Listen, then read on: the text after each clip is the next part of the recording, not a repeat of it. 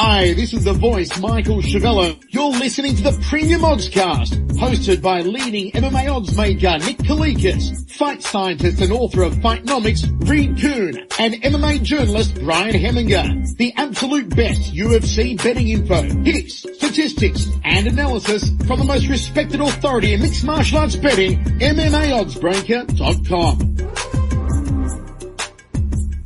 Welcome to the Premium Oddscast, presented by BetDSI. I'm Brian Hemminger, joined today by leading mixed martial arts oddsmaker Nick Kalikas to break down this Friday's UFC Fight Night 131 event, which takes place in Utica, New York. If you're unfamiliar with our format, Nick and I will break down the fight card from top to bottom, providing extensive analysis and a pick for each fight after doing our film study for the event. Looking back at our last event, we lost 1 unit for UFC Fight Night 130 after going 0-1 on our play on Brad Scott at underdog odds. Back to the present, UFC Fight Night 131 features a 13-fight card in total and will be aired on UFC Fight Pass and Fox Sports 1 this Friday night. Let's dive right in. Now, kicking things off on Fight Pass is a flyweight bout between Jared Brooks, who is 13-1, and Jose Torres making his UFC debut at 7-0. Now, Nick, where did this fight open, and how has the public shifted things so far? Torres opened minus 265, the comeback on Brooks at plus 185. Looking over to our sponsored sportsbook, betdsi.eu. Make sure you guys check out the guys at DSI and give them some love. Right now over at DSI, it's Torres at minus 185, the comeback on Brooks at plus 155. And the odds reactions piece that we have up for UFC Fight Night 131 from Adam Martin is what I'm going to be quoting as far as the opening odds go. You can check that out on MMAOddsBreaker.com. So again, right now, current line, $185 for Torres, Brooks plus 155. The action has come in on Brooks. Torres is the popular fighter, finally getting a chance in the UFC. For those of you guys that don't know, I mean, this guy's been a hyped prospect for a long time. He's had an extensive amateur career, nothing but success. Nothing but quality wins throughout his resume.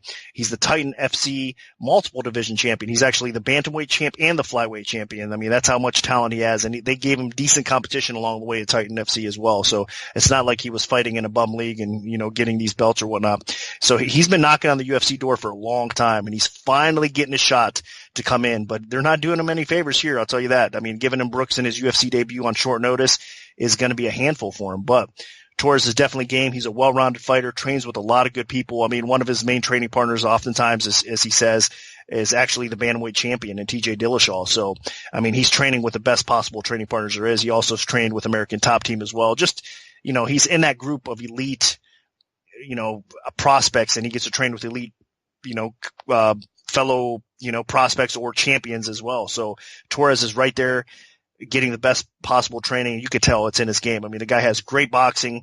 He's got pretty good wrestling to go along with decent jiu-jitsu as well. Now, if there's any flaws in Torres' games, it is that he has been put on his back and controlled at times. So his takedown defense can definitely improve. His defense on the feet as well. He needs to move that head a little bit better at times because he does get clipped, but he's tough as nails. He has a pretty durable chin. And again, his boxing and his fight IQ and his precision are a thing of beauty. But again, I said he was going to have his hands full, and I mean it with Brooks. I mean, Jared Brooks is a very underrated fighter, especially in this spot. That's why the early action came in on Brooks, I think, because he's basically presents a lot of problems for Torres with his wrestling more than anything else. I think that's why the early action came in Brooks' way, because if he's going to win this fight, he has to utilize his wrestling. That's the area that Torres suffers the most in, and I think that Brooks can repeatedly get takedowns. I don't know if he's going to be able to keep Torres down all that much or have a lot of success doing so, because Torres is that type of explosive fighter that manages more times than not to get back to his feet. But if anybody could do it, I think Brooks is one of the best wrestlers that Torres has ever faced. And with the UFC experience already in the books for Brooks as well, that doesn't hurt. He's coming off a very close, arguable split decision loss in Brazil, actually, against Figueiredo. And that was a very tough fight because Figueiredo is another prospect that was undefeated as well. So that fight could have went Brooks' way. So he could be undefeated right now as well. So basically what you have here is prospect versus prospect.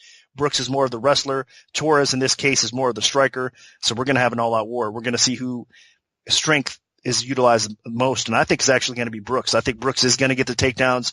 I think it's not going to be easy. I think it's going to be a war. The more time he spends on the feet, the more time it's going to be that he can definitely get clipped and get the fight stopped. So he needs to fight smart here, avoid Torres' strength, which is his boxing in this matchup, and get the takedowns, like I said, and kind of grind Torres out and try to win 2 or 3 rounds here. And I think he can do it, honestly, with his wrestling. So I'm going to go against the grain. I know that Torres is still a solid favorite here, but I'm going to pick the underdog Brooks as well. I think at plus 185, all the early action that came in his way, I do understand it. There was definitely value at plus 185. Could still be some value left at plus 155 as well. Because again, I think Brooks will get the takedowns and probably have a split decision type of event here going on in this first matchup to start off Fight Pass. So the pick is Brooks. Although I do take my hat off to Torres, I'm glad he made it to the UFC, and he is a fun fighter to watch. So I wish nothing but the best for Torres, but unfortunately for him, I think his UFC debut is probably going to be a loss. And I'm going to come in the other way. Torres has a major striking advantage in this fight, and I expect during the course of 3 rounds that he's going to put some serious hurt on Jared Brooks. Yes, Jared Brooks has a strong wrestling game, and he might be the best wrestler that Torres has faced thus far in his career, but I mean, Torres does come from a pretty strong wrestling background. He had a solid base. He trains with good wrestlers, and when he does get taken down in fights, which definitely does happen, he gets back up. So I think, yeah, Brooks is going to get takedowns, but is he going to be able to keep Torres down? That's the real question. And I don't know if he will. I think Torres, as long as this fight stays standing, is going to be dishing out some pain. And Jared Brooks is going to be getting more and more desperate as the fight goes on. I expect, the only thing that really bothers me in this fight is the fact that while Torres is one of the best prospects that's been making his UFC debut in the last year or two, he's making the debut on short notice. He's stepping in on 2 weeks notice, so I'm sure he's in good fight shape and everything, but that is a big concern. How is he going to handle the UFC debut? Is he going to have any jitters? Is he going to have an adrenaline dump? Those are all things that we just don't know about. I mean, yeah, he was a multi-division champion, so he should be pretty composed, but again, you just never know. I mean, there's been plenty of guys with strong track records that laid an egg in their UFC debut. So I'm a little concerned about that, but while Jared Brooks does have strong wrestling, I mean, this is a guy that is not an overwhelming wrestler. I mean, he's gone to split decision in both of his first UFC fights, and I think Jose Torres might be the toughest opponent he's faced yet, in terms of skill. So, I think Jose Torres, it's going to be a scrap. I wouldn't be shocked to see Brooks steal around with his wrestling. Maybe Torres isn't able to get back up enough in one of the rounds, but I think Torres will get enough done here and do enough damage on the feet to win this fight. So I'm going to side with Jose Torres. Now moving up to the bantamweight division, we have Johnny Eduardo, who is 28-11, taking on Nathaniel Wood, who is 13-3. Now, Nick, what's the MMA oddsmaker's perspective on this one? Wood open minus 260 the comeback, and Eduardo at plus 180. Right now, looking over at BetDSI, it's minus 290 for Wood, the comeback, and Eduardo at plus 235. So I might just have tightened up a little bit, and a little bit more actually coming in Wood's way. Another prospect here. I mean, he's a young prospect as well, 24 years old, and he's facing an aging vet in Eduardo at 37. So that comes to mind right away. But that being said, this should be a fun scrap. Both these guys like to stand and bang. Both these guys are very talented on the feet.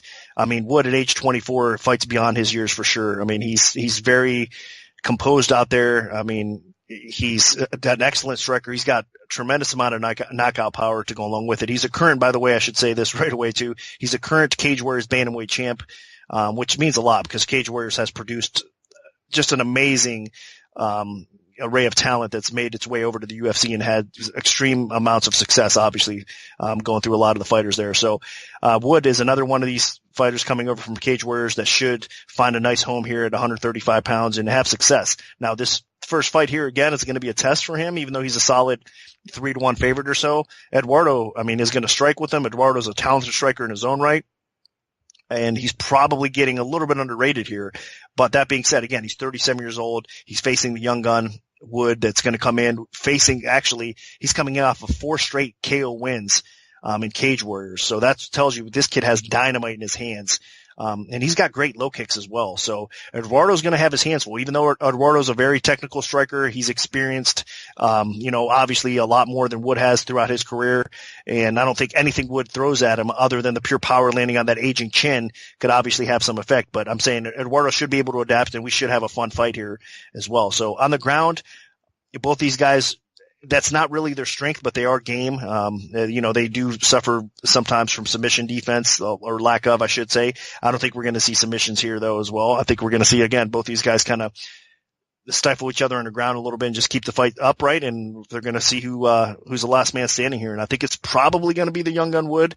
But again, this is going to be a nice test for him because Eduardo is an experienced solid vet that matches up fairly well with him. But with all that being said, I still trust Wood a little bit more on this spot because I do like the youth factor here, and I do like the dynamite that he does have in his hands. And I think along the way, even if Eduardo is having some success on the feet, I think Wood gets through and eventually puts Eduardo out. So my pick is Wood, where the price is now almost 3-1 though. I think it's a little bit too dangerous to lay that kind of chalk. So either stay away or it's a dog or pass situation. But my pick is Wood. Wood comes in with the wave of hype. He's got the nickname, the Prospect. He clearly does have some serious power in his hands, but from watching him fight, I think that he can be a little over aggressive at times. And, that did, and his chin could be questionable. I mean, it's only 3 fights ago that he did get knocked out. Now I know Johnny Eduardo, got knocked out in his last fight, but that was a TKO on the ground. And I don't see Wood taking this fight to the floor. That's really not a big part of his game. I expect this fight between two talented strikers to be a stand-up contest. And a lot of people don't know this, but Johnny Eduardo was like a striking coach at Nova União. I mean, this guy, he was the Muay Thai coach. He is a very talented, experienced, and knowledgeable striker. And when he stands with people, he's extremely dangerous. When Eddie Wineland stood with him, Wineland got knocked out. When Manny Gamburian stood with him, Gamburian got knocked out. He loses fights when people take him down. I mean, you look, it was Aljamain Sterling taking him down and submitting him. It was Matthew Lopez taking him down and getting a TKO. When people stand with him, they have trouble. Eduardo is an extremely accomplished counter striker. He has good striking defense. He's relatively accurate, and he has some good pop in his hands. So, Wood needs to be careful here. I mean, yeah, Eduardo's getting up there in years. He's been in the UFC for 7 years, and he's averaging less than 1 fight a year with how often he fights. But this could be a trap fight for Nathaniel Wood. I think Wood is dangerous and powerful. I mean, clearly his last 2 fights were just first round drubbings.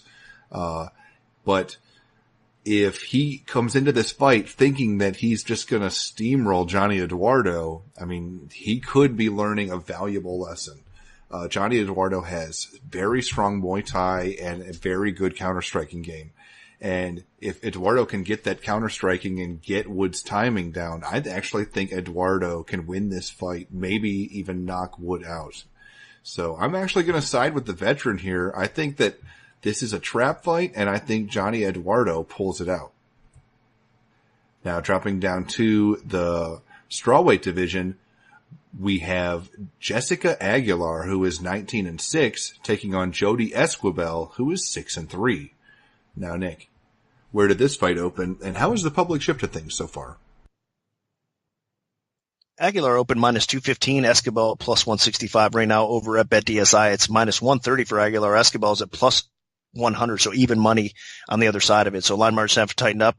Everybody coming in on Esquibel early on. It's just mainly because the aging factor. Again, we want to talk about, people that are kind of past their primes and getting up there in age. So we're just talking about Eduardo being 37. Well, Aguilar's 36. And unfortunately for her, she was at one time, not long ago either, a few years back, she was definitely the number 1 fighter in her division. I mean, she was, worldwide known as the best fighter at 115 pounds. So Jessica Aguilar is definitely a talented fighter, and she deserved that ranking at that time as well. But since then, obviously, the competition level has gotten higher. The UFC obviously bringing the ladies over. Aguilar finally getting her shot into the UFC to prove things, but she's aging along the way. That's the problem. So she kind of made it over to the UFC a little bit too late, in my opinion, where, she's past her prime at that point, obviously, as well. But that being said, I mean, they matched her up with Gadella. Gadella put a beating on her, was able to, beat her by decision in her last fight, Courtney Casey as well. So they haven't really fed her easy fights. And now again with Escobar, this is definitely a step down in competition for Aguilar, and it's a winnable fight for her, honestly. But a lot of the same can be said with Escobar. She's 32 years old, so it's not like she's a young gun by any means. But as far as MMA years, I mean, she's definitely lacks the experience that somebody like Aguilar has, or the fights that she's been wars throughout her, her career years or whatnot. Escobar does have more extensive amateur career than pro career overall, I would say. Not than Aguilar, of course. I'm just saying for her, because she's only 6-3, I believe, as a pro. But that being said, she trains at a good camp. Escobar does. She has some good boxing. She has some good power on the feet as well. So she's faced some solid competition. So Aguilar, even though she's past her prime a little bit, she's going to be game, and I think Escobar is going to be game as well. So we're going to have a split decision type of fight. So again, the early action that came in and hit that plus 165 on Escobar, I do understand it. That's why the price dropped a little bit, because we're probably going to look at a split decision type of fight if it hits the scorecards. Now, I'm going to lean a little bit more towards Aguilar, because I think she still is the more well-rounded fighter. I think Escobar is going to need to completely keep this fight upright and try to outbox Aguilar and land the harder punches, which is possible here. But I think Aguilar will probably hang with Escobar on the feet, and the difference maker here will be Aguilar getting the fight to the ground. Her wrestling at one time was pretty decent, and I still think she has enough in the tank to get some takedowns. And she's got the technique and the experience to do so as well. So I think Aguilar's going to look for those takedowns. If she gets a takedown or two along the way, she could possibly finish Escobar on the ground, because Aguilar has a good submission game to go along with it, or drop some ground and pound. And on the feet, it's going to be close enough that, with all that said, I lean a little bit more for the fight towards Aguilar. So I'm expecting a split decision type of fight, another hard one to bet, because again, the age factor here with Aguilar, she's been in two very difficult fights so far in her UFC career. She's not getting any younger. But this is definitely a step down in competition. So I'm going to go Aguilar here to get a very, very close decision win over Escobar. I could see this fight being close. I could also see it being a blowout. I mean, Escobar is a savvy veteran that's been around the block and trains at Greg Jackson's, but she's not an elite fighter, but she probably has a small striking advantage over Jessica Aguilar. Aguilar's striking has always been okay, but that's clearly never been her biggest strength. Her biggest strength is her ground game. She has good takedowns and very good submissions, which is so frustrating, because she was able to take Courtney Casey down repeatedly in her last fight, even though Casey is so big and strong in the women's strawweight division, and then she didn't do anything with it. She probably took more damage from Casey's up kicks at her legs than she did after getting the takedowns. So this time around, I mean, if she can take Casey down, she should be able to take Escobar down. And if she takes Escobar down, she needs to actually get on top position and do some work. So I think what happens here is Escobar will get a slightly better, will slightly get the better of Aguilar on the feet, but Aguilar is going to get takedowns, and then she's going to ride those takedowns to at least win rounds. But there's going to be the possibility here for Aguilar to get a submission. Aguilar in her first two UFC fights had very tough opponents. Courtney Casey's a fringe top 15 strong, one strawweight, and Claudia Gadelha is one of the best strawweights in the world. So I think Aguilar is, getting older, but I mean, she still was one of the top strawweights in the world at one point, and I think that she still has that skill. Maybe she's lost a step, she's getting older, but, Jody Escobar isn't really a young gun here. So I think, Jessica Aguilar should win this fight. I think that she does get the takedowns, and I think that her ground game does help her win this fight. So my pick is going to be Jessica Aguilar, potentially by submission. Now, kicking things off on the Fox Sports 1 preliminary card in the lightweight division, we have Desmond Green, who is 20-6, taking on Gleison Tebow, who is 40-13. Now, Nick, what's the MMA odds maker's perspective on this one? Green opened minus 185, Tibau at plus 145. And right now looking over at BetDSI, it's minus 300 for Green. Tibau is at plus 240. So opposite of the first few fights that we were talking about with the dogs getting bet down and the lines getting closer to pick them. This one is now a 3-1 favorite. So the favorite has gotten bet up a little bit more, action coming in Green's way. And it seems to be the right way. I mean, if this was Tibau in his prime, obviously this wouldn't be the case. This wouldn't be the line either. But unfortunately, this seems to be a theme, at least early on in this card. We're seeing some of the aging vets get kind of fed to the younger fighters. I mean, like we said, Aguilar and Escobar in the last fight, yeah, you can argue that a little bit because they're both kind of getting a little bit older. But in this case here with Green, he's 28 years old. He's been around the sport for a long time, but he's now, I think, hit his stride. He's in the right division for him. I mean, he's obviously an explosive athlete that has gotten enough experience that he's really prone to make a UFC run here, and it could start with Tibau in this spot. I think they're kind of feeding him a bone as well. And typically you wouldn't say that about Tibau because he's a very difficult out. Tibau at one point was one of the best lightweights on the roster, but I mean, he's 34 years old now. Unfortunately for him, USADA came in and just changed his life around. I mean, he got busted. He had some time off. With USADA not being able, with the suspension that he suffered. And then, of course, injuries set in as well. And then he comes back and he loses, 3 straight fights, I believe. So, in his last fight against Makhachev, I mean, that was tough as well, seeing him get knocked out like he did. And I think we could see a repeat performance here against Green. Green is explosive enough that if he's able to stuff the takedowns, I know on the feet in Tibau's prime, it would probably be a competitive fight because Tibau has some boxing, has some power along the way as well, but his chin's not going to be able to stand. And I think in Green, again, I said they're feeding him a bone because, man, he stepped up when Prazeres missed weight bad in his last fight, still took the fight, performed well, lost a decision. To just a tank of a man in Prazeres. So I think what we're seeing here again is an aging veteran getting fed to the Wolves here in Green, and I think they expect Green to stuff the takedowns if Tibau's trying to get the fight to the ground and just be the more explosive fighter on the feet and probably knock him out. So that's why you're seeing the early action come in Green's way over Tibau. I think that the people kind of see the writing on the wall here, and they see the improvements Green's made, and it's basically a wrestler versus wrestler stylistic matchup here. Even though Tibau has some good jiu-jitsu, I don't think he's going to be able to utilize that because Green's going to be able to stuff those takedowns and probably knock him out on the feet. I think, at least that's how I think it goes. If you guys want to check something out, you could maybe take a glance over that total.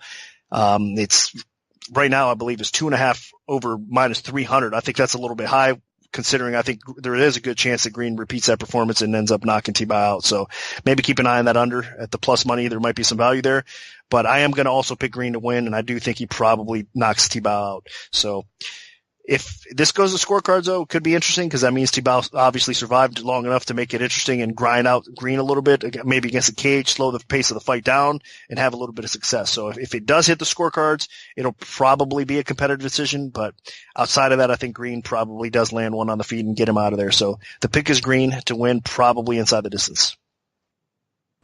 And Green is definitely the younger, more capable fighter at this point, but the one concern I do have here is, Green got overpowered by a bigger, stronger opponent in his last fight. And Gleison Tibau is a guy that cuts about as much weight to make the 155-pound division as anybody. So if Tibau has those explosive takedowns still, if he can put Des Green on his back, there's the chance that he can win this fight. I don't know if Tibau is going to want to spend a lot of time in the clinch, but I do think that if he can land a heavy double leg, then Green could find himself in a bit of trouble. In open space, Green is going to be the faster guy. Green is going to have some good pop in his hands. He has clearly the better chin at this point. So I definitely favor Green on the feet, but on the ground, I think Tibau should have the edge. So I'm a little concerned about that, and people might be discounting it just because Tibau's getting older and didn't look very good in his last fight. But if Tibau has kind of regained a little bit of a step after, because the last fight he returned after a long layoff due to suspension, and if he's kind of figured things out a little bit, then he could present some trouble here for Green, because Green's takedown defense is good, but Tibau's takedown accuracy is pretty strong. So I'm a little concerned about that. But, like Nick said, Green being the younger, fresher guy, I think, and especially this is more of a hometown fight for him, he should have the edge. And I expect that not just that Green can win, but he might be able to finish Gleison Tebow over the course of 3 rounds. At some point, he could connect, and Tebow, being older and having some of the chin issues now, there is a good possibility that Green gets that first UFC stoppage after, I think, 6 straight decisions. So my pick is going to be Des Green, but just be a little bit careful about straight picking him and straight betting him. Now moving up to the welterweight division, we have Belal Muhammad, who is 13-2, taking on UFC newcomer Chance Rencounter, who is 12-2. Now, Nick, where did this fight open, and how has the public shifted things so far? Muhammad opened minus 400. Rencounter opened plus 280. Right now, looking over at BetDSI, it's still minus 400 for Muhammad. The comeback on Rencounter at plus 310. So solid line on the opener.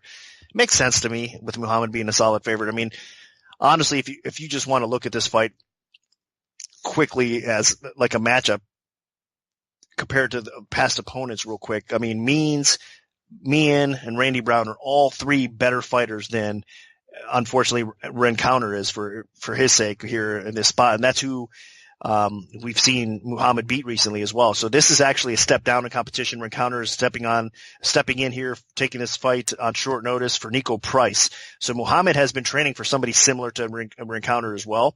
And I guess I better get into what kind of fighter he is. Rencounter's not bad. I mean, I guess off the rip, I'm making him look bad, but you're seeing a solid line, a 4-1 dog for Rencounter for a reason here, because, I mean, stylistically, like I said, Muhammad just beat 3 better fighters, and he was matched up with a better fighter than this as well. So, but Rencounter is a very long, well-rounded fighter. He's well coached. He trains with Alliance MMA, I believe, as well.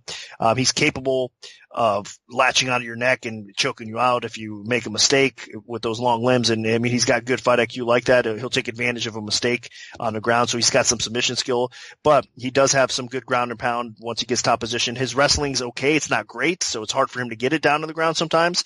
And I think he is going to struggle against Muhammad getting us to the floor as well. But, he is capable of landing some ground and pound and finishing the fight that way if he does get it to the ground. But more so than not, on the feet, typically, he utilizes that length. He is a little bit dangerous. He's got some decent kicks, decent boxing on the feet as well. He does suffer from tall man's defense a little bit, though. I mean, he's susceptible to getting hit. And I think Muhammad is going to land, and he's by far the better striker on the feet. Now, if there's any concerns in this fight for Muhammad, to me, it's his chin. I mean, he is a bit chinny. He's been tagged. He's only been officially knocked out once in his career, but he has been dropped in multiple fights. And even though Rencounter, I think, is not as good of a striker as Muhammad, I still think he's capable of maybe landing something, obviously, along the way and rocking Muhammad. So Muhammad has to be cautious. He has to give Rencounter a little bit of respect in that department. But overall, honestly, I mean, like I said, if he got by means, if he was preparing for Nico Price, he should be more than ready to face Rencounter here in this spot. So it's a solid line for a reason. I don't see an upset happening here unless, like I said, he just catches him flush on the chin and Muhammad goes down here. Laying the price right now at 4-1, I wouldn't really recommend either. I think it's about right. So for me, it's a no-brainer here. You got to pick Muhammad. I would be surprised if he loses this fight. I think he probably, as the fight progresses, especially with Rencounter stepping in on short notice, maybe finishes along the way, but more so than not, I think it could go to the scorecards and we see a Muhammad 30-27 type of decision. So my pick is Muhammad. I'll just leave it at that. After this fight, if they match Rencounter well and he gets a full training camp, I think the kid could definitely, I shouldn't say kid, he's 31 years old. He's actually older than Muhammad, but the guy can definitely win some fights in the UFC if matched right. But unfortunately for him, this isn't the matchup. So Muhammad's my pick to win. Yeah, Rencounter enters this fight with a pretty decent height and reach advantage. The problem is he's really not a seasoned technical striker. I mean, if he was, then I would actually have favored him because, as Nick mentioned, Muhammad's biggest weakness is he doesn't have a very good chin. I mean, UFC debut against Joe Band, he got dropped repeatedly, and then he did get knocked out by Vicente Luque. But he's been on a really nice roll since that loss to Luque, picking up quality win after quality win. He's a type of fighter that puts on a strong pace, mixes in some takedowns, and just wears his opponents down. I mean, he doesn't always get a stoppage, but he just can grind out fights, and he has some quality boxing. So even though Rencounter has the reach and the size, I think Muhammad shouldn't have too much of an issue getting inside and kind of forcing this to be a phone booth fight on the feet where Muhammad is able to connect regularly. Rencounter's biggest strength typically is getting top position on the ground, where he can either work over submissions or get ground and pound. And Muhammad is very good with his takedown defense. I mean, he's at 85, almost 86% takedown defense, and I just don't think Rencounter's offensive wrestling is even close to good enough to crack that. So I think this fight stays standing. I think it only goes to the ground if Muhammad takes it down, and Muhammad should be in control of it pretty much from bell to bell, with the only chance for Rencounter being landing that one big shot on the feet, which is possible, but I think with Rencounter not being as good of a striker, I think it's unlikely. So I'm going to side with Belal Muhammad. Now dropping down to the lightweight division, we have Nick Lentz, who is 38-2 with 1 no contest, taking on David Tamer, who is 7-1. Now, Nick, what's the MMA oddsmaker's perspective on this one? Tamer opens minus 265, the comeback on Lentz plus 185. But right now, looking over at BetDSI, it's currently Tamer minus 300, the comeback on Lentz plus 240. So a little bit more action coming in Tamer's way. I do get it. I understand it, man. I'll tell you what, I've been nothing but impressed with David Tamer since he came off the Ultimate Fighter show. The work he's put in, the ability that he has. He's one of my favorite strikers to watch in all of the UFC on the roster, period. I mean, the guy is definitely talented. He's accurate. He's got power. He's got good footwork. He's just got clean technique, everything about him. I mean, it's a thing of beauty to watch on the feet, and his takedown defense has gotten excellent as well along the way. He's hard to control, hard to get down. So he's able to utilize what he does best, and that's strike with people. So most people at lightweight are going to have a difficult time, and he's proven that, already striking with David Tamer. So the guy is legit. And, I think Lentz is basically a stepping stone for him. And I have nothing but respect for Nick Lentz. He's been around the UFC, as we all know, for a long time, and he's faced who's who, as far as the lightweight roster, even at featherweight as well. He's been, back and forth a little bit there, and he's had plenty of success. And the guy is a difficult out because he's tough as nails. He's hard to finish out there. He's got a ton of heart. Typically speaking, his conditioning is very solid. You know what you're going to get with him. He comes to fight. He comes to grind you out. He comes to knock you out. He comes to choke you out. So Lentz is a very dangerous opponent. It's not going to be an easy fight at all for Tamer here. He's definitely going to be in a test, but I think it's a test he can pass. And I do think that what happens here is he beats Lentz up. Lentz is going to come in, try to strike with him a little bit, start getting tagged. He's going to actually look to take this fight to the ground. He's not going to be able to do so. And then he's just going to get kind of picked apart, busted up a little bit. Probably not finished, but that's a possibility here with Tamer. I mean, I wouldn't be surprised anybody that steps in with Tamer that gets finished in this cage. I mean, that's how good his striking can be. So I just think it's a tough matchup for Lentz. He's going to try to grind this fight out, but he's going to get picked apart while he's doing so. So should be another good test for Tamer, and I'm looking forward to seeing what this guy could do if they keep on matching him up right. So I like this matchup for him. I think he does beat Nick Lentz, and he moves on. So again, at the price though, it's a tad high right now. I mean, minus 300 or so over the stylistic matchup with, a very game Nick Lentz that's faced a lot of good competition throughout his career. It's another tough spot to bet where the number is now. It got bet up to an okay spot. So I think it's very difficult to bet, but that said, the pick is still Tamer here in this spot. I think he does come away with a win, which will be another solid step towards where he wants to be. Yeah, this is an interesting fight. I mean, both of these guys were actually scheduled to fight other people. We had Tamer originally supposed to fight Don Madge at Liverpool last week, and then Nick Lentz was supposed to fight Leonardo Santos, but both of their opponents ended up not working out, and then they matched them up together here. So I think this is an interesting and intriguing fight. I'm actually really surprised it's not on the main card, especially with the way Nick Lentz pulled off a huge shocker in his last fight against Will Brooks with that guillotine choke, and how impressive David Tamer has been thus far in his lightweight run. I mean, he's clearly knocking on the door for the top 15. And, really not getting much attention. But in this fight, it's going to boil down to whether or not Nick Lentz can get takedowns and keep Tamer on his back. Because on the feet, David Tamer is going to be lighting Nick Lentz up. This guy is an elite striker. He has just spectacular credentials. He has great awareness of distance. He mixes things up really well. I mean, he is just a handful. I mean, because Tamer has faced some pretty good strikers, like with Lando Veneta, and I mean, he made him look silly. So I think that this is going to be a very difficult fight for Nick Lentz unless he can drag it to the floor. I mean, Nick Lentz comes from a wrestling background.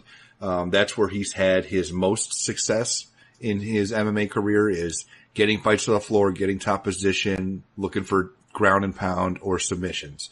And if he cannot get that going, I mean, this is going to be painful. So, I think Lentz is going to be game. He's going to be actively looking for takedowns, but unless he can set them up properly, it's going to be very difficult for him to actually get them, because, Tamer has surprisingly good takedown defense.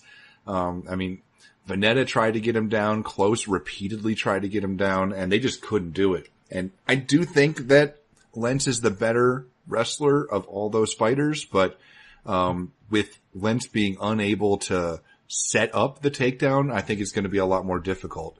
So I do think that David Tamer lands some big shots here, and I think that he does win this fight, but you do have to be a little bit cautious in case Nick Lentz is able to get a hold of him.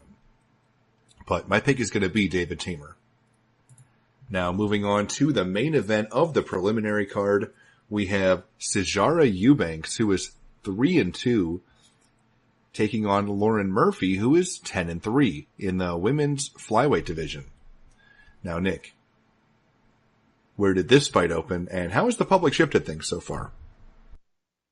Eubanks open -190, the comeback on Murphy at +150. Right now, over at BetDSI, we're seeing it is Eubanks -170. The comeback is +140 on Murphy. So line margins have tightened up. There is two-way action in this fight early on. It did drop. Now we're starting to see it climb back towards Eubanks as well. And it's a tough one.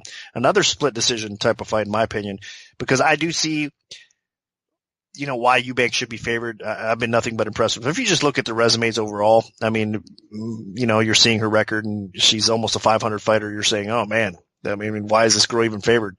In fact, I think on Tapology, she's listed as 2-2 possibly as well. So, but she's better than that, obviously, and that's inaccurate. I mean, if you look back at her amateur career as well, and then the fights that she had in the Ultimate Fighter House, Eubanks is definitely a good fighter. She comes from a grappling, wrestling type of background, of course, but she's rounded out her game to the point where her boxing is pretty nice. Definitely nice to look at. Because her technique is smooth. She moves well. She's fast. She's accurate. So her boxing is definitely getting better fight by fight. She's getting more confidence. She's getting good training, of course, as well. So there's a lot to like about Eubanks in this fight. And that's why she's a slight favorite over somebody that's tough as nails like Murphy. I'll tell you what, Murphy's been underrated throughout her whole career. She's coming off a very solid win. And a very competitive fight. I mean, against Honchak, I think a lot of people were surprised that she got that W, but Murphy's a grinder. I mean, she comes to fight. She's in your face. She has some underrated wrestling in her own right. Her takedown defense is pretty solid as well. So she's going to bring it, and Eubanks is going to have probably one of the toughest fights in her career here. So I think this is the type of fight that if it hits the scorecards, we're going to see a split decision, and it should hit the scorecards. So it's another one of those fights, because like I said, I think I give the slight edge to Eubanks, and I'm going to pick her to win because I do like her boxing a little bit better. I think she's faster. She's going to be landing a little bit more frequent and a little bit more clean along the way. But Murphy is going to kind of ugly this fight up a little bit, and she's going to make it, like I said, she's going to make it tough as well. And I could also see Eubanks kind of stealing a takedown or two along the way. It isn't going to be easy. I know that some ladies have had success against Murphy getting her down, and Eubanks has that wrestling background, but I still think it's going to be difficult to get Murphy down and control her that easy. But that being said, I do think that Eubanks can still put it all together enough that she ends up outpointing Murphy and getting a close decision win. So looking forward to this fight, and I'm going to pick Eubanks to get the competitive decision win. Yeah, looking at this fight, the biggest issue here is whether or not Eubanks is going to make weight. I mean, that was a big problem for her on the Ultimate Fighter season, and then it was clearly a huge problem for her after the show because she was supposed to be fighting for the belt, and then she couldn't make weight. So, is she going to make weight? Has she kind of turn it into a science? Is she in really good shape? That is the big question mark here. She is a very big, strong flyweight, but I mean, Lauren Murphy was a former Invicta Bantamweight champion, and she really hasn't had any issues dropping down to the flyweight division. Murphy is physical. She is at her absolute best when she can get top position and then just start dropping bombs and doing some serious damage with ground and pound. Her problem is she doesn't have very good takedown accuracy at 33%. And Eubanks is a pretty strong ground fighter.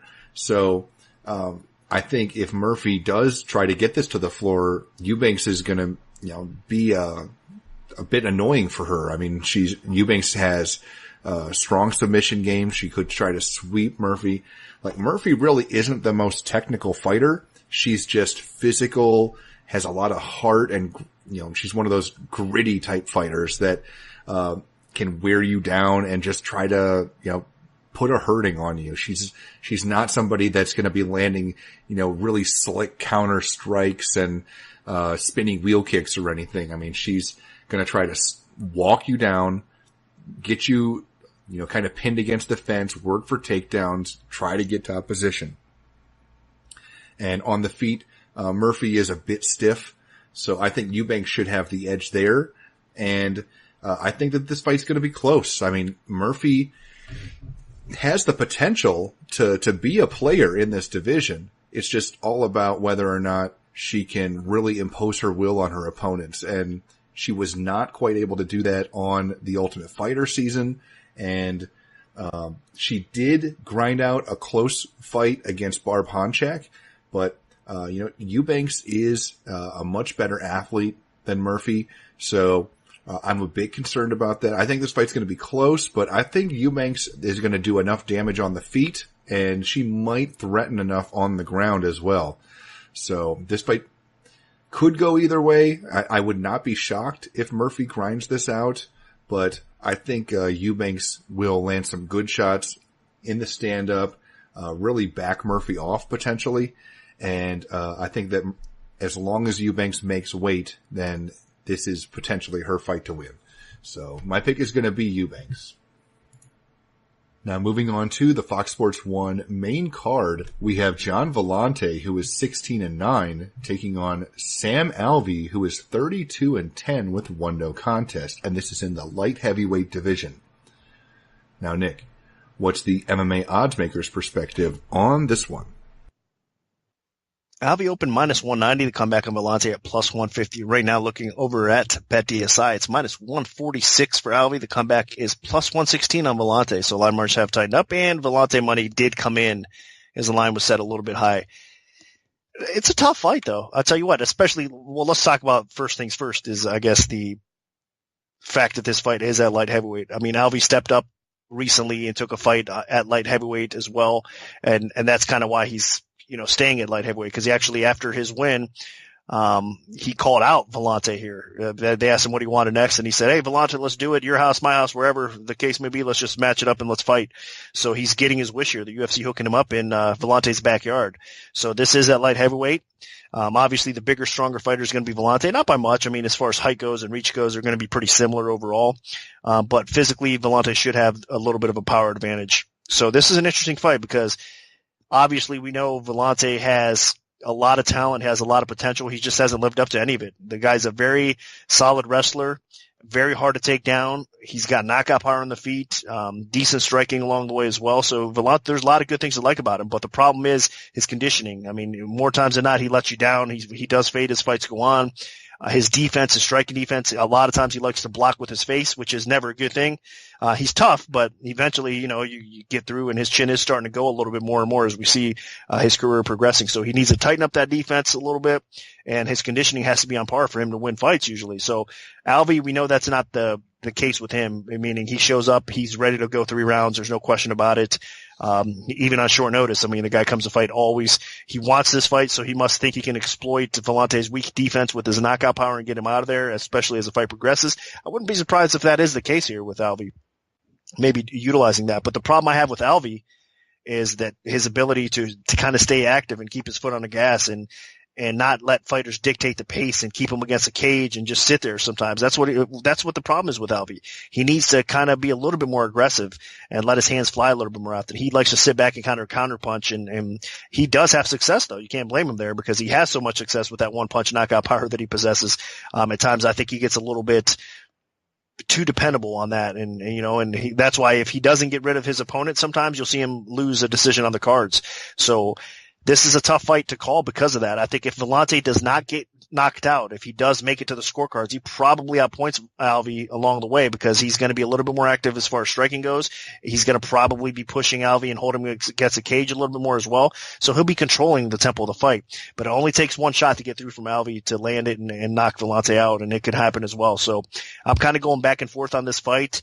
We'll see how the weigh-ins play out as well, and we'll see if I change my mind. But for right now, I'm going to lean a little bit more towards Alvey to win this fight because I do think that he can probably land that one punch, and that might all it takes to knock Volante out as it goes. So as always, though, I'm going to put a disclaimer out there. Make sure for Brian's picks and my picks, check out MMAOddsBreaker.com, our staff picks on fight day as they're posted, because that's where our final picks are actually posted at. So we could, after weigh-ins, change our minds about this fight or any fight on the card here, obviously. It's important to make sure everybody makes weight and everything's still the way you kind of expect it to be before you make your final decision. That's why we do that. But that being said, right now I'm going to pick Alvey to win the fight. I think he, like I said, he has a good chance of actually getting that shot in and maybe, putting Volante out. But if not, it's Volante by decision. So maybe it's a prop bet for this fight. Alvey inside the distance or Volante on the cards. We'll see. That being said, Alvey's my official pick. Yeah, this fight, there's really two ways it could go. John Volante being slightly bigger, slightly longer, and the more active fighter. He could outwork Sam Alvey. Sam Alvey has a bad tendency of sitting back and letting his opponent dictate the pace. And if Volante is just able to push forward and force Alvey on his back foot over the course of 3 rounds, then Volante could definitely take a decision here.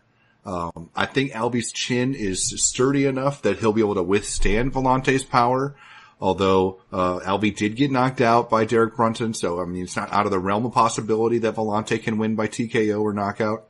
But on the other side, Sam Alvey has nasty fight-ending power. This guy has a lethal right hand, and if John Volante isn't protecting his chin enough, Sam Alvey can find a home for that hand. And Volante has been knocked out multiple times in the past. So the other issue is Volante slows down. So I think what's going to be a big issue here is if Volante can work from the outside and land his low leg kicks. I think those will be very important for him to at least win a decision. If he can slow Alvey down, kind of take away some of that explosion where Alvey likes to step forward and try to crack you with the right hand. So that could make it a little bit easier for him. And then also, if Alvey is just a little bit more aggressive. If Alvey turns up the aggression, I think that this is his fight to lose. He has the power and the confidence to stand with Volante. I think, Alvey called him out. He thinks this is a winnable fight for him, and it might be. Volante is going to be fighting a bit more in his backyard, but I don't think that'll really matter with Alvey being, from the U.S. as well. So, this fight's going to boil down to whether or not Sam Alvey can really land that big shot, because I think Alvey will have a difficult time winning a decision, but if he hurts Volante, I can definitely see him finishing this fight. So, I'm going to side with Sam Alvey. I think that he does connect with that big right hand. I think he does finish this fight by TKO or knockout. But if he doesn't, don't be shocked to see John Volante leg kick his way and just kind of slowly outwork a frustrated Sam Alvey over the course of 3 rounds. But my pick is going to be Sam Alvey. Now dropping down to the featherweight division, we have Julio Arce, who is 14-2, taking on Daniel Tamer, who is 6-1. Now, Nick, where did this fight open, and how has the public shifted things so far? Arce opened minus 230. The comeback on Tamer at plus 170. Right now, looking over at BetDSI, it's minus 210 for Arce. The comeback on Tamer is at plus 165. So line margins have tightened up. There is 2 action in this fight as well. Line dropped. Tamer got bet early on, and now we're seeing Arce get bet back a little bit as well. This is another tough one to call in a way, because I like this fight a lot. I think it will be very exciting. I mean, Tamer, obviously he's David's brother. This is Daniel Tamer. Coming through that bloodline, boy, the Tamer brothers like to throw bombs and they could fight, especially on the feet. They are fun to watch. But the difference between Daniel and David has a little bit better conditioning, and I think David is a better fighter of the two. I mean, Daniel in his debut against Danny Henry ended up gassing out. He had a very good round 1. He definitely won the first round, but then after that, you could see him slowing down noticeably. And then obviously in the second round, Henry started taking over to the point where Tamer was lucky to survive and lose a decision and not get finished in that fight. But credit to his heart and his toughness to hang in there. And I'm sure we'll see a little bit better in his second fight. I mean, that was his UFC debut, so I'll cut him some slack there. But the problem here for Tamer is Arce is a heck of a fighter. I mean, Arce is a special talent in a lot of ways. He's only 28 years old, so he's getting to that point where, you know, he's obviously he's got some man strength at this point right now too at age 28, but he's got all that experience going his way as well. Outside of the UFC, he's faced solid competition on the regional scene, and he's had success. And you can see fight by fight the improvements that this guy has made. His striking ability is what stands out the most. It's a thing of beauty. He's very technical, very clean, very accurate, very powerful. But he does have a well-rounded game. I mean, he can wrestle, he can submit you, you know, he can grind you out a little bit. He has good ground and pound as well. So he's a very complete fighter, again, facing solid competition and is battle tested. So he was ready to make his UFC debut. And since then, I mean, you know, I think from the Contender Series and then the official UFC fight that he had at 220, he's, you know, getting better fight by fight as well. So it's been fun to watch his growth as a fighter. And I think that you're going to continue to see that against Tamer here in this next fight. And I think what's going to happen, he's going to have to kind of weather this first round storm that Tamer's going to bring. And he knows that as well. So what's going to happen? Tamer's going to come out, look to knock his head off, but Arce has good defense. Like I said, his technical skill set on the feet, it's not going to be easy for Tamer to do that. In fact, the counter punches Arce throws back is going to be tougher Tamer to handle, I think, along the way. And then especially if this gets into round 2 and round 3, then we're really going to see Arce step it up. And I don't think Tamer's going to have what it takes to survive in this spot if he does gas as bad as he did last time. So I like what I see in Arce. I know he's a solid 2-1 favorite, but I do think that it's justified and it's right, because I do think that he's going to come in here, and even though he's facing a dangerous opponent, he's going to clearly be the better fighter of the two. And I think if the UFC keeps on matching him right, I mean, we could see a potential contender coming out here in Julio Arce. So Julio Arce. So I think he's, again, the hype behind him is definitely justified, and he's a fighter to watch moving forward. So this should definitely be one of the best fights of the night, because these guys are going to be slinging some leather, and I'm looking forward to watching it. So my pick is Arce. I think he does get the job done, and I think it might be by stoppage, maybe round 2, round 3, as Tamer does start to let up and gas a little bit. But Tamer does have a ton of heart, so this is going to definitely be a fun war to watch. Yeah, in Tamer's debut, I mean, he was looking so good in the first round, and then he just slowed down drastically, and he just got the crap kicked out of him in the next 2 rounds, ended up losing a one-sided decision. If that happens here against Arce, I think Arce has the ability to finish Tamer. That being said, Daniel Tamer has the nickname Kid Dynamite for a reason. I mean, he is an aggressive and entertaining striker, just like his brother. So there's a possibility that he could pull off this upset. Tamer has a very diverse striking skill set, great kicks, heavy hands, and he's active. So I would not be shocked to see him go out there and win the first round. And if he wants to win this fight, he might have to finish Arce early. That being said, Arce is well-rounded. He has a solid jiu-jitsu game. He has a very active and aggressive striking game. And while I don't think that Arce is quite as technical as Tamer, he has the ability to sustain his attack over the course of 3 rounds, while Tamer really slowed down drastically in his UFC debut after the first. It wasn't even all the way through the first that he started to slow down. So I think also that Tamer does not have a great chin. So he has heart by being able to survive after he did slow down and took a beating. But I think with Arce having some good power and some solid overall boxing, over the course of 3 rounds, Arce should clearly win this fight. But he just has to be careful early because that's when Tamer's going to be the most dangerous. He has that explosion, he has that power, and he has some very strong kicks. So if Arce's not respecting Tamer, then he might be punished for it. But overall, I just think Arce's the better fighter here. And as long as he respects Tamer's ability in that first round, then this is his fight to lose. So I think the UFC put this fight on the main card to kind of showcase Arce's ability, and also because they expect Tamer to really bring the fight early. So I think Arce takes it, and potentially by TKO in the 3rd round. Now moving up to the welterweight division, we have Jake Ellenberger, who is 31-13, taking on Ben Saunders, who is 21-9-2. Now, Nick, where did this fight open, and how has the public shifted things so far? Ellenberger opened -210. The comeback on Saunders at +160. And right now over at BetDSI, it's -200 for Ellenberger. The comeback on Saunders at +160. So looks like it's a pretty solid opener and staying steady. It's been two-way action coming back and forth as well on this fight. It's a tough one though, man. I tell you what, I think it's a tad bit high, to be honest with you. Just because I don't know how much you could trust either guy right now. I mean, you have a 33-year-old in Ellenberger that's way beyond that in MMA years. You have a 35-year-old in Saunders that's way beyond that in MMA years as well. Two guys definitely that have been outstanding fighters throughout their careers, especially in the welterweight division, what they've accomplished, who they beat. I mean, finishers. Both these guys can finish. I mean, Ellenberger is known for his knockout power, just nastiness. At one point, he was one of the most explosive, dynamic strikers in the welterweight division. I mean, he was in line for a title shot.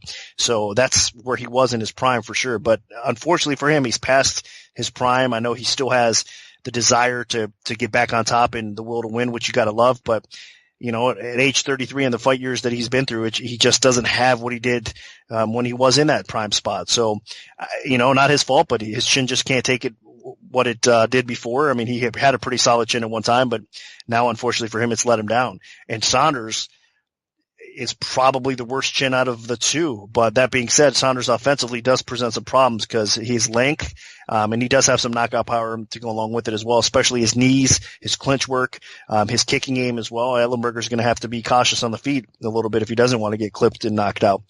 That being said, getting into Saunders a little bit more, I mean, a lot of the same things I said about Ellenberger aging. I mean, Saunders has been through wars throughout his career as well. Again, he's a finisher. He's capable of knocking people out. His clinch work is amongst the best, I mean, that you'll see out there. It's just his tie plumb with his knee attack is just a thing of beauty to watch. But that being said, he's got tall man's defense. Strikes get through. He gets clipped. That fight that he had with Joe Man not long ago was a pretty fun fight to watch, but it was brutal, man. I mean, he took a beating in that fight, and he's coming off that fight into this fight against another heavy hitter as well. And Ellenberger, even though Ellenberger's past his prime, he still has enough knockout power to makes things interesting here as well. So in my opinion, you really can't be confident either way completely in this fight because I think both of these guys can finish each other and you can't trust too much in either guy right now. So is it smart to lay 2-1 on Ellenberger as chalk even if he wins? I don't think so. I think you stay away from this fight. Or it's a dog or pass situation again with Saunders because Saunders might be able to finish Ellenberger as well. So not a lot of confidence out there. I do have respect for both fighters though. I mean, like I said, throughout their careers, they've been great and it's amazing that they're still performing at a decent level at this age and what they've been through, but I just can't trust them either way right now. So I'm going to pick Ellenberger to win. I just think he is a little bit better right now than Saunders, and I think he is a little bit more dangerous at this point in this matchup, but not a confident pick at all. I mean, it is what it is, but it's like I said, it's just kind of hard to trust either one of these guys right now. But the pick is Ellenberger. We'll see how it plays out. Yeah, if this fight had taken place a couple years ago, I would say Jake Ellenberger easy because he had the confidence and he had that just devastating knockout ability where he would just explode forward with a heavy right hand, and he just trusted his hands. He's not quite nearly as confident as he used to be. I mean, especially after some of the horrific TKOs he's taken over the years, getting knocked out by Mike Perry, knocked out by Jorge Masvidal, losing that decision to Tarek Saffiedine, and then also the knockout to Stephen Thompson. I mean, his only win in his last 5 fights was a shocking knockout of Matt Brown, which, is an impressive one absolutely, but, Ellenberger has not been on the top of his game. But neither has Ben Saunders. I mean, Saunders has lost by knockout his last 2 fights as well. So, basically you have 4 straight knockout losses heading into this main card matchup. Ellenberger has a clear wrestling edge, but Saunders has that really strong rubber guard game and a very adept Brazilian Jiu-Jitsu skill set where, he's won fights by omoplata. He was the first guy in the UFC to win a fight by omoplata. So I do think that on the ground, Saunders can be crafty enough to potentially fluster Ellenberger. So I expect this fight to stay standing. Saunders will have a 6-inch reach advantage, and he's actually 5 inches taller than Ellenberger.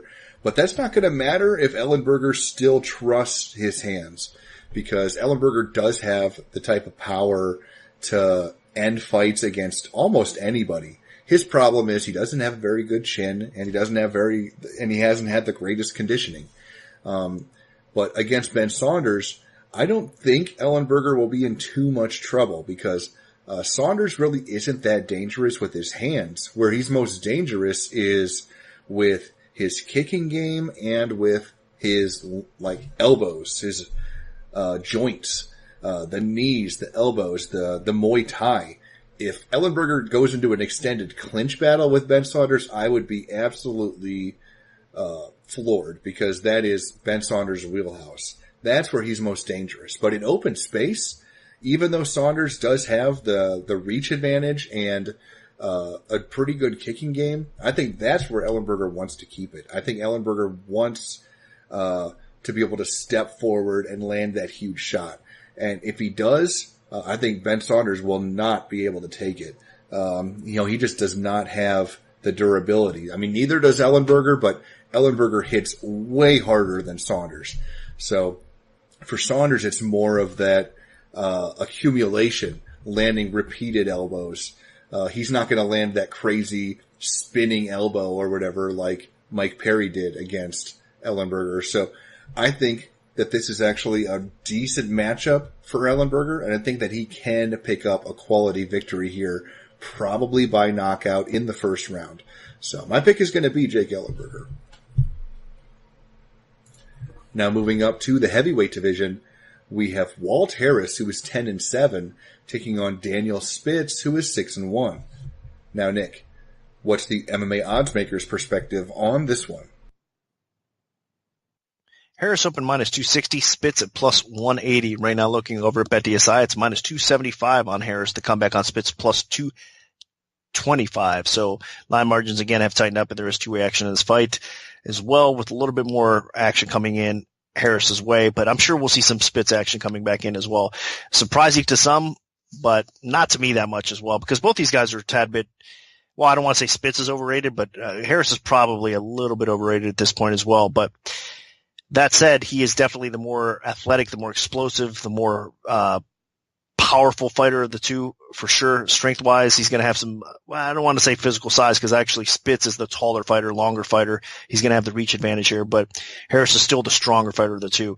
And I think the speed difference is going to come into play here a little bit. As far as wrestling ability go, that's going to be interesting. Harris offensively at times can get you down on the floor, but here he's going to want to probably stand up and try to bang with Spitz a little bit.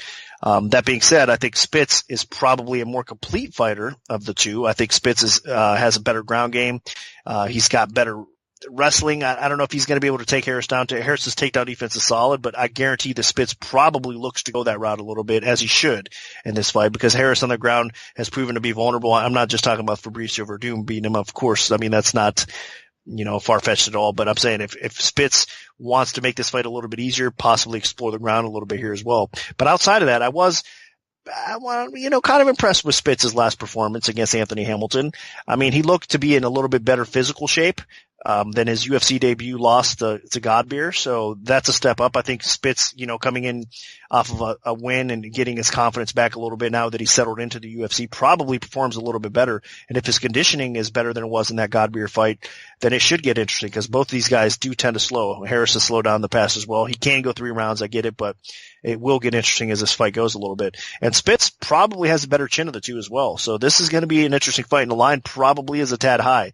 So it's definitely a dog or pass situation, and there might be some value on the dog here as it stands right now as well. So that said, it's hard for me to pick him, though, because of what I've seen, especially outside of round 1. Spitz is going to have to utilize some decent footwork that he's shown. He's going to have to be on his bicycle a little bit more and look to counter and look to land some heavy shots against Harris along the way, and then keep it up for 3 rounds, where Harris has kind of proven to me that he is a little bit better still to this point. So even though I did like what I saw with Spitz in the Anthony Hamilton fight, it was just a little bit too quick. I wish it would have maybe played out and gotten round 2, round 3. We would have seen, what Spitz was made of, against a higher level fighter in that spot, rather than knocking him out in, I believe, like 24 seconds or something that, that he knocked Hamilton out. So still some question marks surrounding Spitz, in my opinion. So I'm going to pick Harris to win, but it's not a confident pick here either, because like I said, I think that Spitz is probably a bit underrated in this spot, and he does have a few paths to victory. He could land a shot. Harris doesn't have a great chin, so Spitz could land a shot on the feet, and he could beat him on the ground as well. So there is a path to victory there, but common sense says Harris should win the striking battle and probably hurt Spitz along the way. So I'm going to lean with Harris. We'll see what the weigh-ins look like, and we'll see how it goes. And I'm going to go Harris as well. I mean, Spitz is going to be the slightly taller fighter with the longer reach. And if he can keep Walt Harris at the end of his reach, then he could be in a good position. The problem is, when Spitz actually took on a fighter with even reasonable striking credentials in Mark Godbeer, who is, not a cream of the crop heavyweight by any means, he got outworked and he, ran out of gas a little bit, and Mark Godbeer easily won a decision against him. So in Walt Harris, a guy that I think has way more power, is able to step inside and do way more damage, and someone that has a diverse enough striking skill set, I think Walt Harris has the ability to really do some damage to Daniel Spitz. Harris does not have the greatest chin, so if Spitz can connect with a heavy straight punch as Harris is on his way in, then that could absolutely set up a victory here for Spitz. We really don't know what we have in Spitz yet, because the UFC debut was atrocious, but then he looked like a world beater against Anthony Hamilton. That being said, Anthony Hamilton has really had a rough go of it in the UFC heavyweight division, and there's a lot of guys that could finish Anthony Hamilton in 20 seconds. So if Spitz can beat Walt Harris here, then I think we'll have a better understanding of where he's at in the heavyweight division. But where it is now, I think Walt Harris is the better fighter of the two. I think Spitz might need to get this fight to the floor if he wants to win it, because Harris is going to be aggressive, pushing forward and looking to land some big bombs. And I just don't know if Spitz's defense is going to be good enough, or his conditioning. So I'm going to side with Harris, but Spitz could surprise me. Now, dropping down to the lightweight division, we have Gregor Gillespie, who is 11-0, taking on Vince Pichel, who is 11-1. Now, Nick, where did this fight open, and how has the public shifted things so far? Gillespie opened minus 230, the comeback on Pichel plus 170. And right now, looking over at BetDSI, it is currently Gillespie at minus 455, the comeback on Pichel at plus 355. So needless to say where the action came in early on, it was all Gillespie. A tough line to set, though, because I think that you got to respect Pichel out there from what he's accomplished, from, his experience and the improvements he's made. I know he had some time off recently, but he's come back and he's performed relatively well from, that couple years layoff or whatever he had before that previously.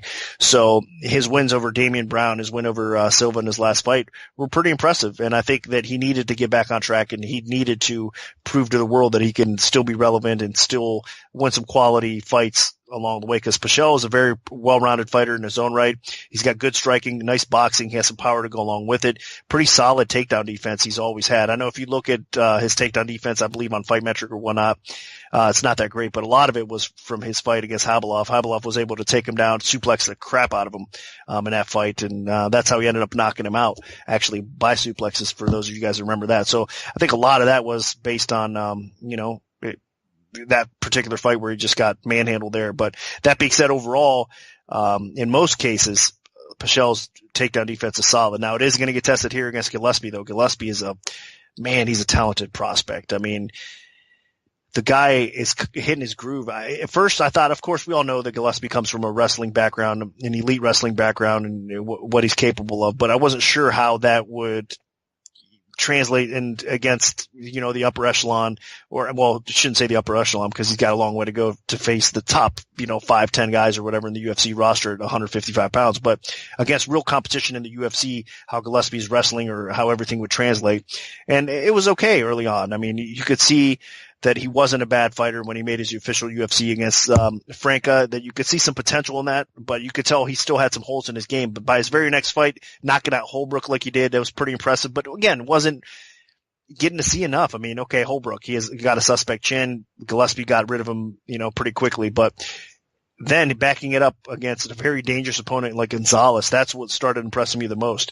I mean, he's proven that he could handle, weather the storm from some pretty aggressive fighters out there and do well. He was able to submit Gonzalez on the ground, and then he knocks out Rinaldi right after that. So Gillespie's getting better. His boxing is good. He's got power in his hands. He's getting more confident.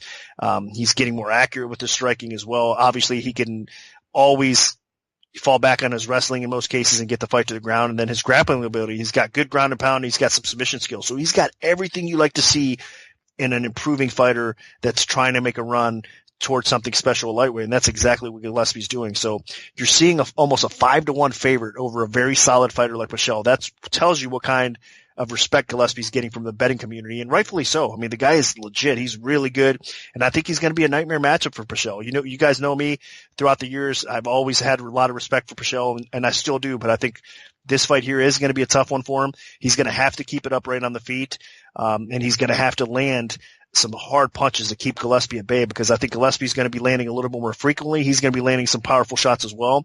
And I think he's going to get through. And even if Gillespie can't manhandle him on the ground or, win the fight on the ground that way, I think Gillespie's striking is at a point where he could win the fight solely based on his striking alone as well. So I just think stylistically, this is a difficult matchup for Pichel. And I think he's going to probably end up losing either on the scorecards or maybe even gets finished here, which would be, tough to do for Gillespie, but it'd be a very impressive thing to do, because Pichel, I believe, officially he's only been finished one time in his career, and that was because of those suplexes. So with all that being said, a very difficult fight and a good test for Gillespie. I'll tell you what, I'm impressed with the way UFC's handled his career as well. They're gradually giving him fights that he should win and he can improve on, and that's what they're doing. And this is another one. I think this is the next common sense step for him, is fighting a guy Pichel's level to see where he's at, because it's going to be a hard test. And if he passes it, they can keep on moving him up. So I think the UFC is matching him right, and I think the progress is going to be noticeable, and we'll see potentially Gillespie getting into that title shot mix in what is a star-studded, obviously, lightweight division. So he's got a long way to go, but I like what I see. So Gillespie's my pick to win, and hopefully it's an impressive type of performance from him. While Vince Pichel has been able to pick up some big wins and is on quite a roll in the UFC lightweight division, I think this is actually a pretty rough matchup for him, as long as Gillespie uses his wrestling.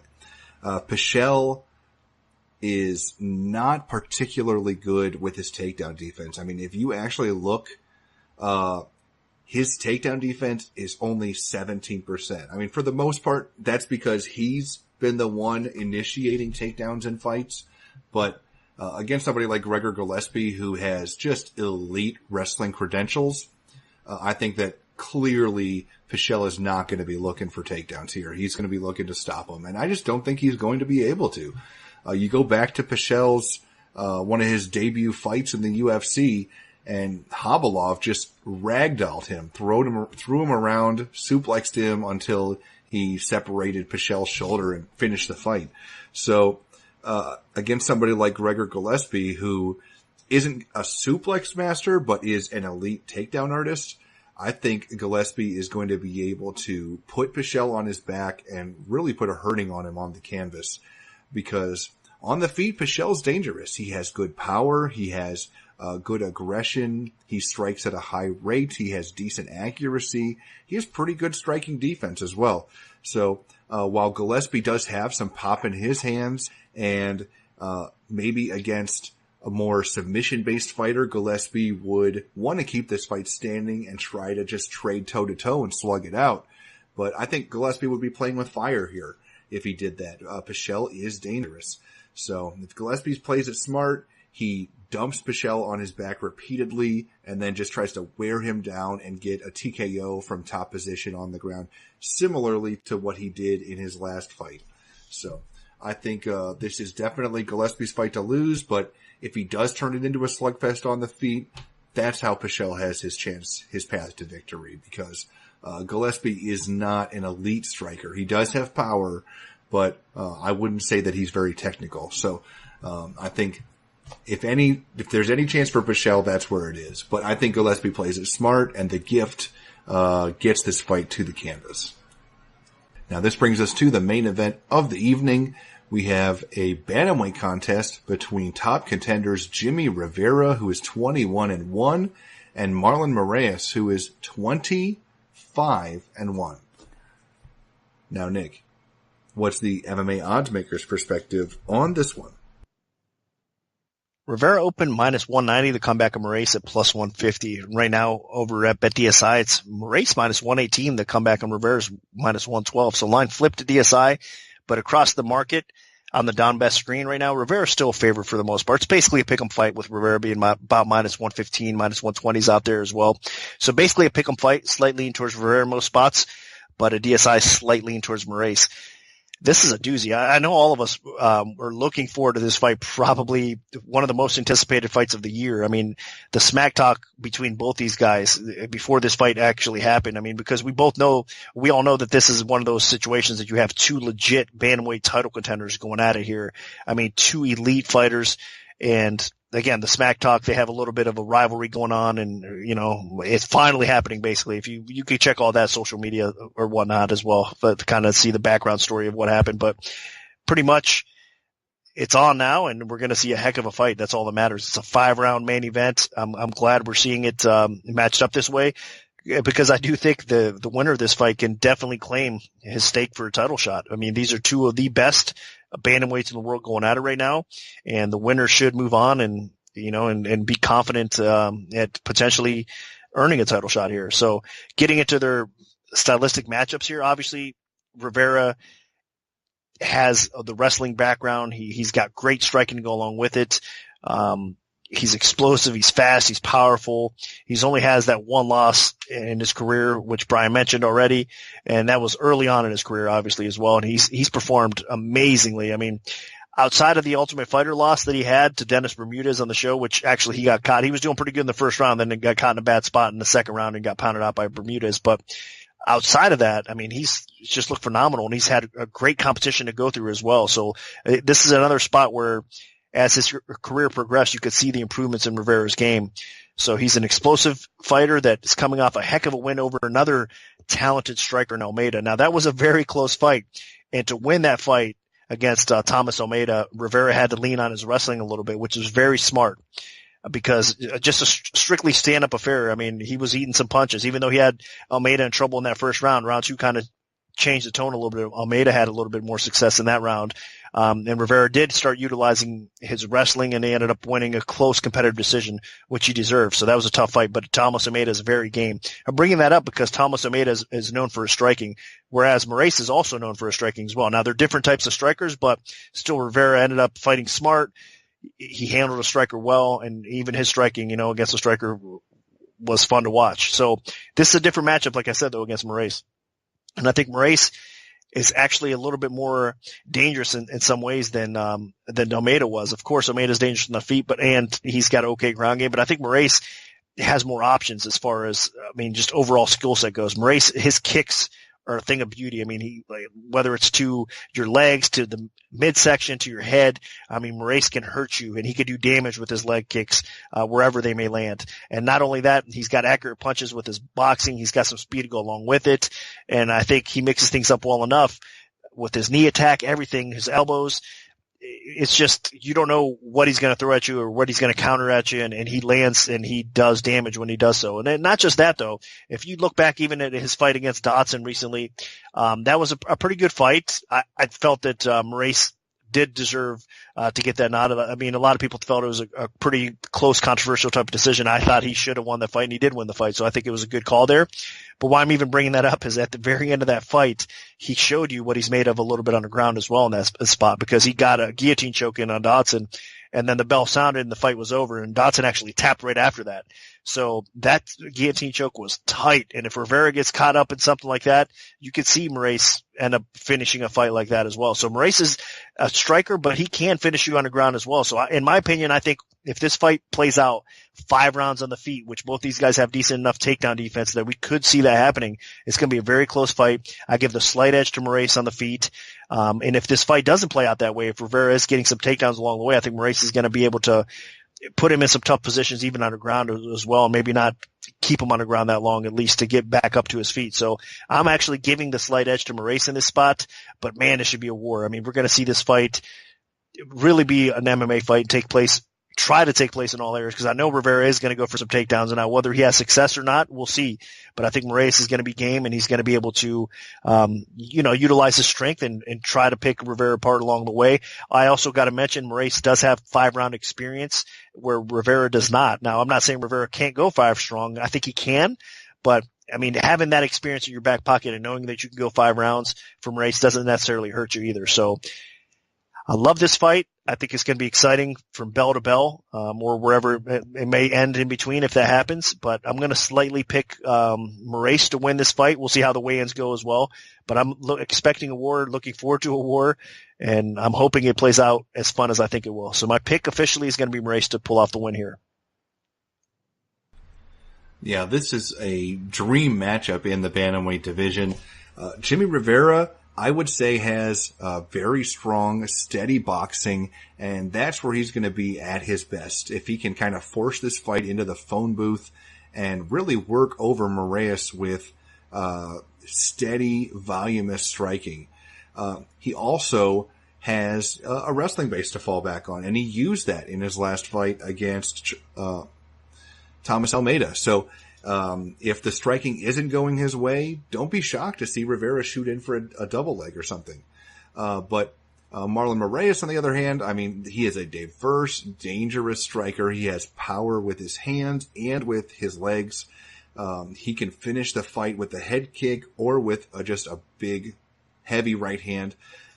You saw what he did against Aljamain Sterling. I mean, that was eye-opening, because Sterling, I don't think, had ever even been hurt in a fight before, and Marlon Moraes had a scary knockout against him. So that's definitely something to keep an eye on.